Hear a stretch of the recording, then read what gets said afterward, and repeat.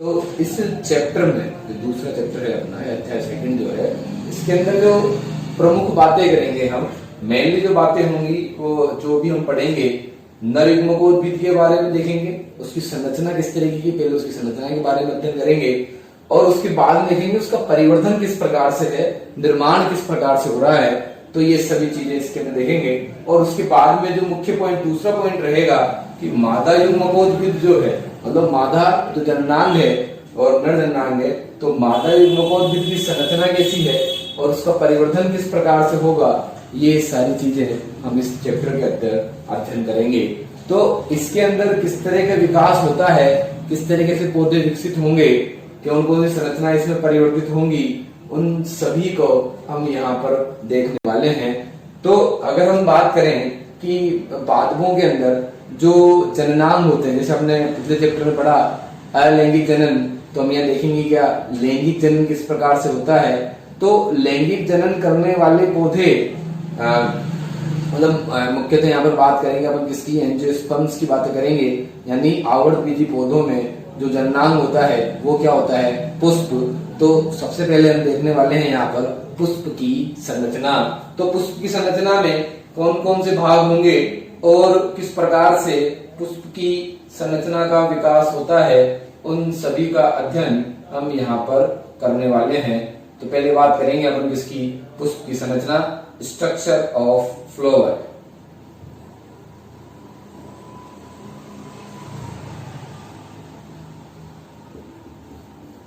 पुष्प के कौन कौन से भाग होते हैं उनकी सबसे पहले बात करेंगे। तो जैसे हमको पता है, हमने पिछली कक्षा में पढ़ा है 11वीं क्लास में भी, कि पुष्प के जो प्रमुख भाग हैं, उन प्रमुख भागों में जो पहला भाग रहेगा, जो पुष्प का जो पहला भाग रहता है, सबसे बाहरी वाला भाग, सबसे बाहर जो है, उसका नाम ही क्या है, बाह्य दल।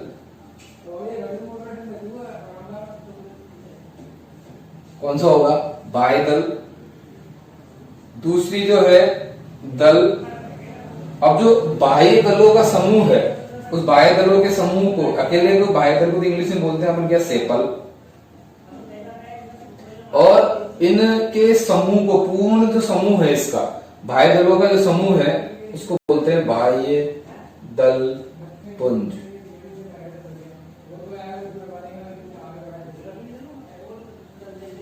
कैलिक्स, क्या बोलते हैं इसको, कैलिक्स। और जो दल है, दल को बोलते हैं अपन क्या, पेटल। और दल का जो समूह होता है उसको बोलते हैं अपन क्या, दल पुंज। क्या बोलते हैं उसको, दल पुंज बोलते हैं। और जो दल पुंज है, उस दल पुंज को क्या बोलते हैं, कोरोला। तो यहाँ पर हमने क्या देखा कि जो बाह्य दल है, बाह्य दल को इंग्लिश में बोलते हैं सेपल, और उसके समूह को क्या बोलते हैं, बाह्य दल पुंज, और अंग्रेजी में बोलते हैं उसको कैलिक्स। तो कैलिक्स क्या हो गया, बाह्य दलों का समूह। और दल है, दलों के समूह को बोलते हैं दलपुंज, और इसको क्या बोल देंगे अपन, कोरोला। इसी तो ये सबसे बाह्य घेरा होता है पुष्प का, उसको क्या बोलते हैं अपन, बाह्य दल बोलते हैं। और उसके जस्ट अंदर वाला होता है दल, और उसके अंदर रहेगा, दलों के अंदर रहता है पुमंग या पुष्प का नर भाग। पुमंग क्या होता है, नर भाग या नर जननांग, इसको बोल देते हैं अपन स्टेमन। क्या बोल देंगे इसको, स्टेमन बोल देंगे। जो इसका अंदर भाग होता है, क्या बोल देते हैं उसको, पुमंग, या अकेले को, पुमंग तो समूह को बोलेंगे, अकेला जो होता है, अकेला होता है उसको बोलते हैं पुंकेसर। और ये जो पुंकेसरों का समूह है उसको बोलते हैं पुमंग। एंड्रोसियम अकेला जो है स्टेमन है। पूरे समूह को क्या बोल देंगे, एंड्रोसियम। और जो सबसे अंदर वाला भाग होता है, बिल्कुल मध्य में पाया जाएगा, जो मादा युग्मकोद्भिद का संनिर्माण कर देता है, तो उसको बोल देते हैं जायांग। स्त्री केसर बोलते हैं, ये मादा भाग होता है। क्या होता है ये, मादा भाग, इसको बोल देते हैं अपन क्या, स्त्री केसर। तो ये सारे भाग हैं एक पुष्प के अंदर पाए। तो हम पुष्प की संरचना को समझेंगे चित्र के माध्यम से। ये पुष्प का अनुदैर्ध्य काट है। कौन सी काट है? अनुदैर्ध्य काट। पुष्प की अनुदैर्ध्य काट है ये। अनुदैर्ध्य काट का मतलब जैसे पुष्प है ऐसे, अगर अपन उसको ऐसे काटेंगे, आटा काटते हैं तो अनुप्रस्थ काट होती है, लेकिन हमने उसको ऐसे काटा है, लंबाई में काटा है। तो ये कौन सी काट हुई? उसकी अनुदैर्ध्य काट की बात करेंगे हम पुष्प की। अब पुष्प की संरचना में ये सारे स्ट्रक्चर दिखाई देंगी। जैसे सबसे नीचे वाली संरचना का बात करें तो ये जो है, इस संरचना को हम बोल देंगे पुष्पासन। पुष्प का आसन। इस पुष्पासन को इंग्लिश में बोल देते हैं हम थैलेमस। क्या बोलते हैं इस पुष्पासन को?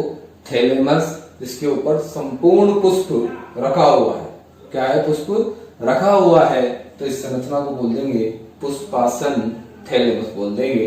और इसके बाद देखते होंगे पुष्पासन से निकलती हुई हरे रंग की, मुख्यतः हरे रंग की ऐसी पत्तियों के समान संरचना निकली हुई होती है। उस हरे रंग की संरचना को बोल देते हैं अपन क्या? बाह्य दल। क्या बोलते हैं इसको? बाह्य दल। और बाह्य दल के समूह को बोलते हैं बाह्य दल पुंज। एक को बोलेंगे सेपल। क्या बोलते हैं? बाह्य दलों के समूह को बाह्य दल पुंज बोल देंगे। फिर ये जो संरचना दिखाई दे रही है इस प्रकार की, ये है दल। पुष्पों में की संख्या 3 से लेके कई सारी तक हो सकती है। सामान्य 3 से 5 तक मिलते हैं। और ये जो दल है, दलों को बोलते हैं हम पेटल। और इनके समूह को क्या बोल देंगे? दल पुंज बोल देंगे। क्या बोल देते हैं? दल पुंज। ये सहायक अंग है। क्या है ये? सहायक अंग है जो जनन में मदद करते हैं। क्योंकि दल जो होते हैं वो रंगीन होते हैं। कैसे होते हैं? रंगीन। और इनका काम क्या होता है कि पुष्प को परागण करने के लिए कीट पतंगों को आकर्षित करना। तो इस वजह से इतना ज्यादा, अगर हम सीधा सा आइडिया लगा सकते हैं कि अगर जो दल हैं वो सफेद से हैं या फिर हल्के से हैं, तो इसका मतलब उनके अंदर वायु परागण पाया जाएगा। और अगर दल रंगीन है, बहुत ही सुंदर रंग है, पुष्प बहुत सुंदर है, तो उनके अंदर क्या होगा कि पुष्प किसके द्वारा परागित होगा? वो कीट परागण के द्वारा। तो हम दलों की संरचना के आधार पर भी पता लगा सकते हैं। तो दलों का मुख्य काम क्या होता है? आकर्षित करना। किसको आकर्षित करते हैं? किसको? कीटों को आकर्षित करना दलों का प्रमुख कार्य होता है। और अगर हम देखेंगे जो बाह्य दल है, बाह्य दल क्या करते हैं? जब ये पुष्पों को कवर करके रखते हैं, सुरक्षात्मक आवरण की तरह कार्य करेंगे। जब पुष्प छोटे होते हैं तो उस समय की सुरक्षा का कार्य भी करते हैं। एक तरह से वो अपने अंदर आवृत करके रखते हैं। कौन? बाह्य दल।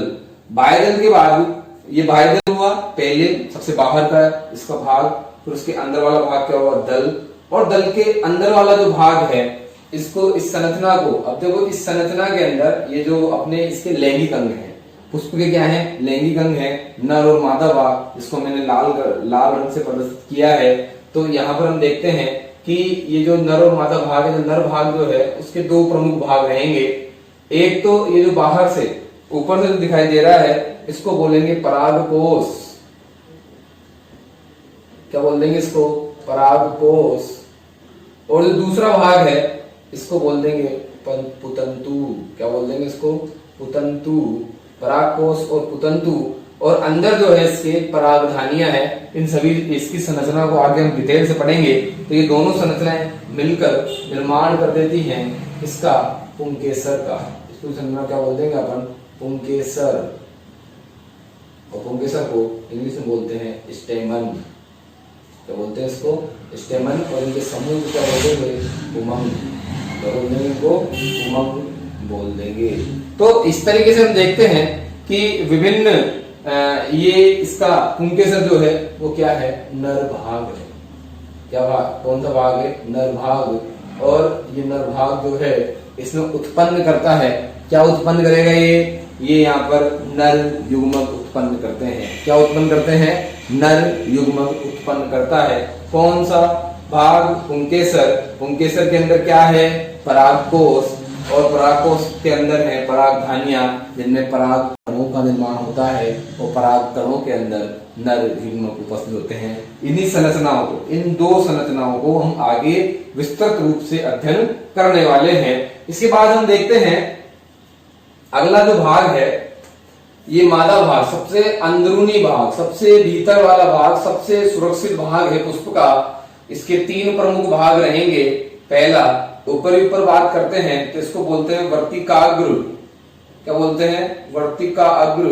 वर्तिका का आगे वाला भाग अग्रभाग, उसके बाद है वर्तिका। क्या है उसके बाद? वर्तिका। और उसके बाद जो नीचे वाला अंदर वाला भाग है, इसका अंडाशय। तो ये 3 प्रमुख भाग इसके रहेंगे, वर्तिकाग्र, वर्तिका और अंडाशय। ये तीनों संरचनाएं निर्माण करती हैं स्त्री केसर का। इसका निर्माण करती है स्त्री केसर। स्त्री केसर मादा भाग होता है, या इसको बोल देंगे हम अंडप। क्या बोल देते हैं हम? स्त्री केसर या अंडप। और जब इनका समूह होता है, ये एक समूह में पाए जाएंगे, तो इसको क्या बोल देंगे? स्त्री केसर, अंडप। और अगर समूह में पाए जाएंगे तो इनको क्या बोल देंगे? जायांग। क्या बोल देंगे? जायांग बोल देते हैं। तो इस प्रकार से हमने क्या देखा कि जायांग के अंदर या अंडप के अंदर या स्त्री केसर के अंदर 3 प्रमुख भाग कौन से रहेंगे? सबसे बाहर वाला वर्तिकाग्र, फिर लंबी संरचना वर्तिका, और उसके अंदर अंडाशय। और अंडाशय के अंदर ये छोटी छोटी संरचनाएं देख रहे होंगे आप, ये क्या होते हैं? इनके बीजांड। क्या होते हैं ये? बीजांड, जिनसे आगे चलकर बीजों का निर्माण होता है। किसका निर्माण होगा? बीजांड के द्वारा बीजों का निर्माण होता है। तो इस प्रकार हम देख रहे हैं कि ये प्रमुख संरचनाएं एक पुष्प के अनुदैर्ध्य काट के अंदर हमको दिखाई देंगी। तो हम देखते हैं अगर, तो ये मादा भाग है। इस तरीके से क्या है? मादा भाग। इन्हीं भागों का हम आगे अब इस चैप्टर के अंदर स्टडी करने वाले हैं। मादा भाग और नर भाग का ही प्रमुख रूप से इस चैप्टर के अंदर हम अध्ययन करेंगे। तो इस प्रकार, तो यहाँ पर नर भाग कौन सा हुआ? पुंकेसर। मादा भाग कौन सा हुआ? स्त्री केसर या अंडक। और इन्हीं के